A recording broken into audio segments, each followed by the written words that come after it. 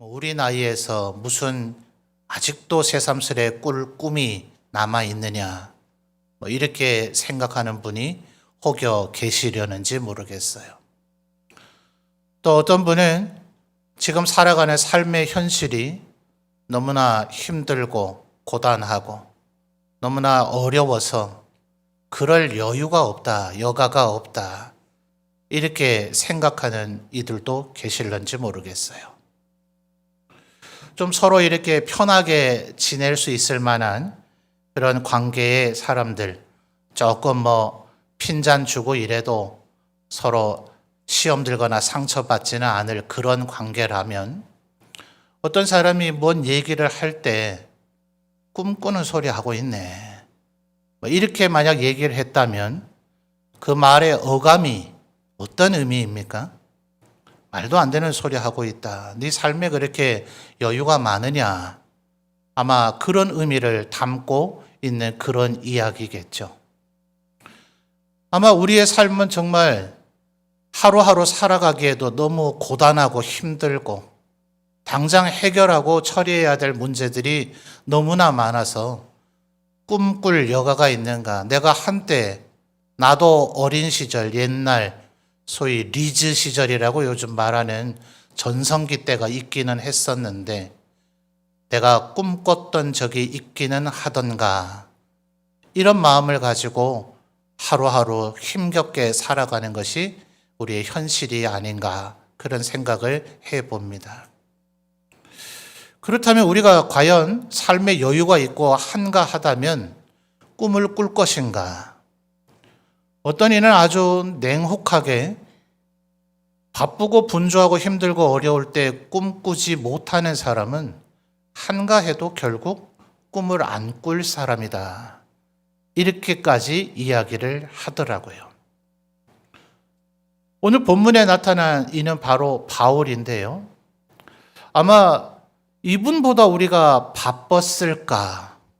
이분보다 우리가 힘들었을까? 또 어쩌면 지금 예배 드리는 분들을 바울 사도보다 더 연세 드셨다고 여겨지는 그런 분들도 계시기는 하지만, 아마도 지금 이 19장 21절 22절의 이 상황의 바울 사도는 지금 예배 드리고 있는 우리들의 평균 연령쯤 아마 되었으리라 보여집니다. 근데 바울 사도는 지금 엄청난 꿈, 말하자면 계획과 플랜을 가지고 있죠.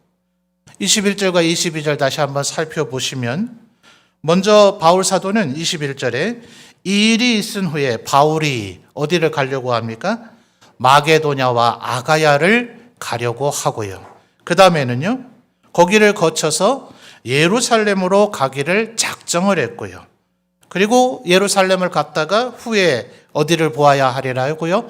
로마를 보아야 하리라 라고까지 지금 계획을 세우고 있어요. 지금 바울 사도가 있는 곳은 22절 하반절에 아시아라 이렇게 광범위하게 얘기했지만 정확한 도시는 에베소입니다. 이 에베소를 기준으로 볼 때 21절의 상반절에 얘기하는 마게도냐와 아가야는 바다를 건너서 가야 되는 서쪽입니다. 아니, 그쪽으로 갔으면 계속 서쪽으로 가는 게 시간도 경비도 모든 것이 유리할 터인데, 바울 사도는 다시 정반대로 현재 있는 에베소 지역을 거쳐서 더 동쪽으로 바다로 많이 가야 되는 예루살렘을 또 가겠답니다. 그리고선 그 예루살렘에서 또 다시 반대로 서쪽으로 지금 있는 에베소를 거쳐 마게도냐와 아가야를 거쳐 더 넘어서 로마를 가겠다고 하니, 이런 계획과 동선이 있는가? 여러분 이해되세요? 예를 들어 부산을 간다고 칩시다. 그러면 여기서 상주도 가는 길에 좀 들리고 김천도 한번 들려보고 이러고 부산을 가겠다, 이러면 누가 봐도 그럴싸한 계획이잖아요. 그죠? 그런데 대구를 한번 갔다가 인천을 갔다가 다시 부산으로 가겠다, 이러면 이건 도대체 무슨 계획인가? 아마 이렇게 생각이 될 것 같아요. 그런데 이런 어마어마하고 거창한 계획이 있다면 빨리 출발해서 가도 시원치 않은데 22절 하반절에 뭐라 했다고요? 자기는 아시아에 얼마 동안 더 있겠다고 지금 계획을 세우고 있습니다. 왜 그럴까요? 바울 사도가 지금 엄청나게 바쁘기 때문에 그래요. 앞에 좀 구절들을 살펴보면 우리가 21, 22절을 봤습니다만 19장의 9절 하반절을 보죠. 9절 하반절을 보면 두란노 서원이라고 하는 단어를 찾으셨습니까? 두란노 서원에서 그 다음에 무슨 단어가 나타나죠? 날마다 강론을 했대요. 언제 동안요? 10절의 첫 두 단어요. 2해 동안. 그러니까 안식일, 오늘날에 우리로 하면 주일만 설교하고 강의한 것이 아니고요. 두란노 서원이라는 일종의 거의 신학교 수준의 학교를 세워서 거기에 12명 가량 되는 다음 세대 지도자들을 날마다 성경을 강의했다는 거예요. 무려 2년 동안요. 여러분 21절에 지금 바울 사도가 먼저 가겠다고 한 곳이 어디입니까? 마게도냐와 아가야인데요. 이 마게도냐에는 성경의 그 유명한 데살로니가 교회와 빌립보 교회가 있고요. 아가야 지역에는 고린도가 있습니다. 여러분 신약 성경에 바울 사도가 썼다는 서신 가운데 가장 방대한 분량이 뭡니까? 어디로 보낸 편지입니까? 고린도로 보낸 편지죠. 로마서가 그 다음으로 길긴 한데 해봐야 로마서는 16장밖에 되지 않으나 고린도 전서와 후서를 합치면 28장이 되니 단일 도시에 보낸 편지로서는 고린도가 으뜸이죠. 그런데 신학자들의 연구를 보면요. 고린도에 보낸 편지는 전서와 후서만 있었던 것이 아니라 전서라고 하는 편지에 내가 이전에 쓴 편지에 말했거니와 이런 표현이 나타나니 고린도 전서를 쓰기 전에 이미 보냈던 편지가 있구나 하는 걸 알게 되죠.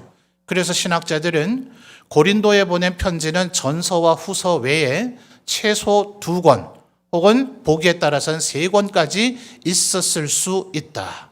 자, 3권으로 하면 고린도 교회에 몇 개의 편지를 보낸 거예요? 무려 5개의 편지를 보내는 것. 어디서 썼을까요? 사도행전에 이런 기록들을 잘 맞춰보면 바로 지금 이 에베소에 머물러 있는 10절에 몇 년 동안요? 2년 동안 있는 이 기간에 고린도에 편지를 보낸 것 같다. 자, 바빴겠죠? 그 망대한 우리 전서와 후서, 아마 요즘 새벽 기도회 때 제가 고린도 전서를 설교하고 있습니다만 현대 모든 교회에서 있을 법한 문제들이 다 들어있다 해도 과언이 아닐 정도의 내용을 고린도 전서와 후서가 담고 있는데 그것을 이 2년 동안 편지로 써서 고린도에 보낸 거예요. 에베소 사람들을 가르치면서 고린도를 신경 써야 되고 또 데살로니가와 빌립보는 다릅니까? 거기도 아직 교회가 세워진 지 얼마 안 됐고 그곳에서는 바울 사도가 얼마 동안 있지도 못했기 때문에 그 교회를 향한 돌봄과 그런 것들이 굉장히 바울 사도를 분주하게 만들었던 겁니다. 19절 말씀을 또 한번 보십시오. 자, 19장 19절 여러분이 한번 읽어 보실까요? 시작.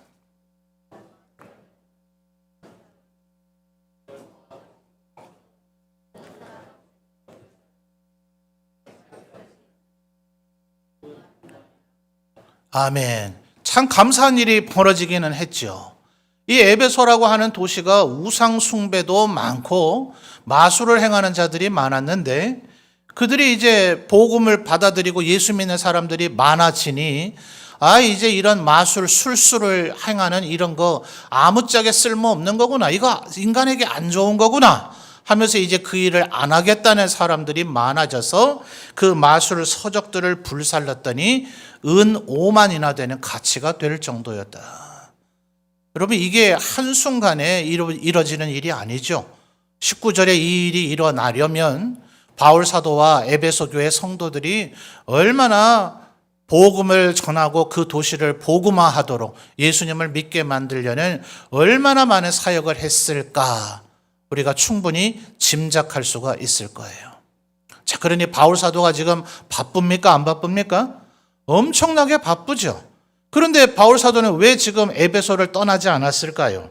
23절 이후부터를 보면 에베소라고 하는 도시가 그렇게 만만하지는 않죠. 지금 9절과 10절, 19절에는 좋은 얘기들만 기록이 되어 있었습니다만 23절 이후에는 아주 반대급부적인 안타까운 일이 벌어집니다. 이 에베소는 아뎀이라고 하는 거대한 여신을 섬기는 도시였는데 이게 워낙 크니까 이 우상 숭배하는 사람들은 꼭 그 거대한 우상을 작은 모형으로 만들어서 자기가 휴대하고 다니면 그 우상이 자기를 더 돌봐줄 것 같은 그런 생각을 하거든요. 그래서 이 에베소는 이 아뎀이라고 하는 신상을 손에 휴대할 수 있도록 작게 은으로 세공해서 만들어줘서 먹고 사는 사람들이 한둘이 아니었는데, 아니 마술책도 다 불태울 정도니 이제 아데미 신상 손에 휴대하고 다니려고 하겠습니까? 전에는 그냥 하루가 멀다고 팔려가던 그 우상이 이제는 뭐 아무도 사가지를 않아서 전부 다 쫄딱 망하게 생겼으니 이 아데미 신상을 만드는 사람들이 폭동을 일으킨 겁니다. 이게 바울 사도가 이런 조짐들이 있기 때문에 여전히 에베소를 아직 떠나지 못하는 거예요.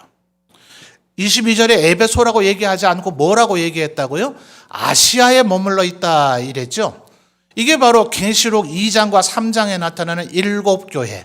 기억나세요? 뭐 에베소도 있고 두아디라, 뭐 빌라델비아, 라오디게아, 사대 이런 교회들이 있는 그 지역이 다 아시아예요. 오늘날 우리가 사는 이 대륙의 아시아가 아니라 로마 지역의 한 지역으로서의 아시아라. 그래서 신학자들은 흔히 소아시아 이렇게 부르곤 하죠.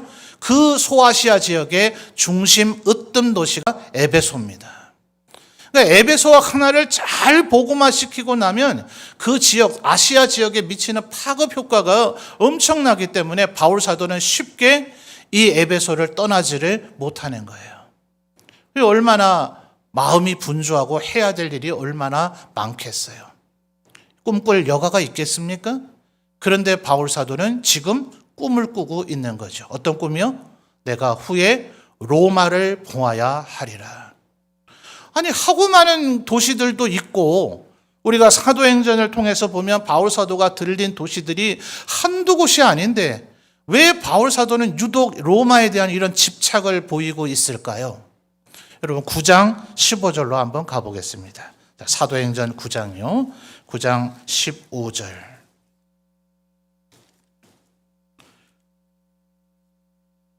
9장 15절입니다. 자, 여러분 다 찾으셨죠? 읽어주십시오. 시작.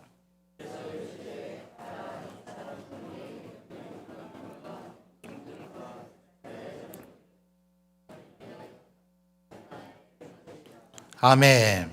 자, 이것은 바울 사도가 이제 다메섹에서 예수님을 만나게 되죠. 그래서 3일 동안 앞을 못 보게 됐습니다.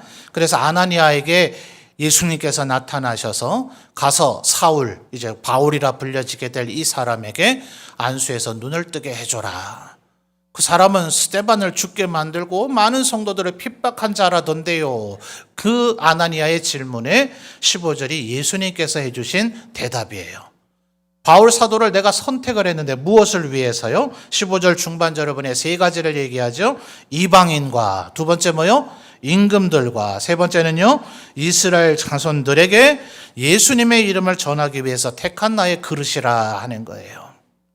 자, 이방인과 이스라엘 자손이야 뭐 제가 부연 설명할 필요가 있겠습니까만 두 번째 이 임금들이 누구일까요? 어떤 이는 이걸 헤롯 왕을 생각하는 이가 있는데 헤롯 왕실은 분봉왕이라 하는 단어를 쓰죠. 왕은 자기가 잘나서 왕이 되잖아요. 나는 자기가 자기 머리에 왕관을 쓴 사람이 한두 사람 이 전 세계 역사 가운데 있죠. 그들은 유례 없는 폭군입니다. 그렇지 않으면 누군가 왕관을 씌워주긴 해야 되는데 하늘이 나에게 왕관을 씌워준다. 이래서 주로 그 나라에 있는 종교 지도자들이 왕에게 왕관을 씌워줍니다. 누가 임명하면 그건 왕이 아니죠. 근데 이 헤롯은 왜 분봉왕이라 하는 표현을 쓰는가? 분이라 하는 것은 영토를 나눠준 거예요. 그럼 뭔 왕이에요? 자기가 전쟁을 일으키든지 해서 정복하고 영토를 넓혀 나가서 깃발 꽂으면 여긴 이제 내 땅이다. 이렇게 해야 이게 왕이잖아요. 그렇죠? 또 다른 사람이 임명해 주면 오늘날 왜 회사에 그런 거 있잖아요. 뭐 주식도 없고 자기가 창립한 회사는 아니지만 경영하는 능력이 좋은 사람을 최대 주주인 대표이사가 선임을 해서 사장을 시키죠. 이런 거 가리켜서 뭐 바지 사장이네, 월급 사장이네 이런 표현 쓰더라고요. 그런 것처럼 왕을 임명을 한 겁니다. 그래서 영토가 제한되어 있다. 자기 마음대로 전쟁 행위들을 통해서 영토 넓이면 안 된다. 너는 여기만 다스려라 하는 그 분할된 땅을 다스린다 해서 분, 그리고 로마의 황제가 임명한다 해서 봉, 이래서 분봉왕이라 하는 단어로 번역이 된 거예요. 사실은 쓸데없는 오해를 갖지 않으려면 그냥 영주라고 보는 게 낫습니다. 유대의 영주, 갈릴리의 영주인 헤롯, 이렇게 보는 것이 타당해요. 그러니 지금 이 9장 15절에 말하고 있는 임금은 누구를 얘기하는 겁니까? 로마 황제란 말이죠. 예수님께서 바울 사도를 부르셔서 사명을 주실 때 이미 너는 로마 황제에게 복음을 전해야 된다. 내 이름을 전해야 된다. 이게 지금 바울 사도가 갖고 있는 꿈인 거예요. 근데 여러분, 바울 사도가 로마 시민이긴 하지만, 그러니 뭐 로마에 가는 게 그렇게 어려운 일이 아닐 수는 있겠지만, 로마에만 가면 황제가 만나줍니까? 우리가 서울 가면 대통령이 우리 만나줄까요? 제가 문경서 왔어요. 얼마나 먼 데서 왔는지 아십니까? 내가 얼마나 힘들어서 왔는지 압니까? 며칠 내가 일들 접어놓고 왔어요. 좀 만나주세요 하면 만나줍니까? 쉽게 그렇게 만날 수 있지 못하죠. 로마 황제는 어떻게 했어요? 근데 바울 사도는 왜 이렇게 꿈을 꾸고 있느냐 하는 거예요. 예수님께서 자신에게 주신 꿈이며 사명이기 때문에 그렇죠. 사랑하는 성도 여러분, 지금 이 시대를 어떤 사람들은 말하기를 꿈을 잃어버린 시대라고 얘기합니다. 자본주의가 출현하고 나서 전 세계가 이렇게 사회가 조직화되어지고 나니 현대인의 삶을 흔히 뭐라 그래요? 공장에 있는 어느 부속품의 일부와 같다. 시계 속에 얼마나 많은 부속이 있어요. 또 자동차 안에 얼마나 많은 부품들이 있습니까? 마치 현대인의 삶은 그런 부품 하나의 삶과 같다. 이렇게 얘기하는 이들이 많죠. 개천에서 용난다 하는 그런 속담은 이제 별 의미가 없다 하잖아요. 신분이 변화가 되고 사람의 인생이 확 바뀌어지게 되는 일은 더 이상 벌어지질 않죠. 신분제라 하는 것은 사라져버린 것 같지만 현대에는 어떤 사람의 아들은 그걸 하게 되어져 있고 마치 가업을 계승하는 것과 같은 사람의 변화의 폭이 다시 없어져 버린 세상이다. 그러니 다음 세대에게 꿈을 꿔라. 네 인생을 활짝 꽃피워라. 꿈을 가지고 노력하다 보면 너의 인생이 바뀌어질 것이라 라는 허망한 얘기로 너희 다음 세대를 낭비하게 하지 말라. 어차피 너는 요 정도의 인생을 살지밖에 못할 것이니 현실을 직시하고 그 범위 안에서 네가 택할 수 있는 것을 택하라고 가르치는 것이 훨씬 낫다라고 말하는 시대를 우리가 맞이하고 있어요. 어떻습니까? 우리의 삶이 좀 그래 보이지 않아요? 노력한다고 되는가? 과연 바뀌겠는가? 그러니 사실은 내가 지금 꿈꿀 나이인가? 삶이 그렇게 여유가 있나? 한가하냐? 꿈꾼다고 되겠냐? 꿈꾸는 소리 하고 있네. 이런 말이 우리 입에서 회자될 정도의 시대를 우리가 살아가고 있더라 하는 거죠. 그런데 바울 사도는 지금 어떻습니까? 어떤 면에서 너무도 분주할 텐데 바울 사도는 이 꿈을 포기하지 않고 있어요. 여러분 어떻게 됐을까요? 이때로부터 바울 사도는 자신의 염원대로 마게도냐와 아가야를 돌아보게 되고 그리고 예루살렘을 갔다가 다시 가이사랴라고 하는 도시로 압송이 돼서 거기에서 무려 2년 동안 연금을 당합니다. 그리고 나서 약 요 시점에서부터 한 3년이 지나고 났을 때 바울 사도는 로마 황제 앞에 서게 됩니다. 누가 상상이나 했겠어요? 내가 로마를 가겠다, 로마를 가야 되리라 라는 꿈을 가졌지만 로마 시 안에 들어간다고 해서 황제를 만날 수 있는 건 아니잖아요. 그런데 하나님께서 너무도 놀라운 방법으로 섭리하셔서 로마 황제에게 나는 판결을 받고 싶다라는 그 호소를 함으로 비록 재판장의 피고인에 된 입장으로서 자신의 무죄를 항변해야 되는 역할이기는 하지만 로마 황제 앞에 서게 되는 이 꿈의 실현을 하나님께서 이루어 주시더라 하는 거예요. 아니 그러면 로마로 직행해야 될 거 아니에요? 21절, 22절에 이 모든 단어 다 생략하고 이 일이 있은 후 지금도 많이 늦었다. 내가 너무 나이가 들어버렸다. 이제 너무 늦어버렸다. 이제는 모든 걸 다 중단하고 나는 로마로 가리라 라고 하지 아니하고 이 얼마나 무모한 계획이냐 하는 거예요. 여러분 이게 우리의 삶이죠. 바울 사도는 여전히 지금 아시아 에베소에 있어야만 했습니다. 왜요? 그것이 현재 우리가 짊어지고 살아야 되는 오늘의 삶이기 때문에 그렇습니다. 그러나 마게도냐와 이 아가야를 놓칠 수가 없어요. 이 에베소에 머물러 있는 동안에도 여러분 고린도 전후서에 쓰여진 편지를 보면 내가 너희에게 얼마나 가고 싶은지 모른다. 내가 너희에게 가겠다. 이런 말이 계속해서 반복될 정도로 바울 사도는 에베소에 몸은 있지만 마게도냐와 아가야에 가고 싶었어요. 그런데 갈 수가 없는 여기에 오늘의 일의 현실이 있기 때문에 22절에 어떻게 했습니까? 자기를 돕는 사람 중에 누구와 누구요?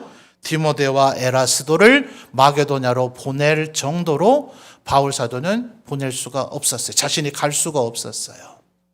그래서 그는 결국 마게도냐와 아가야를 가게 됩니다. 그래서 마게도냐와 아가야는 에베소에 있는 현재의 일을 한번 따라합시다. 오늘의 일.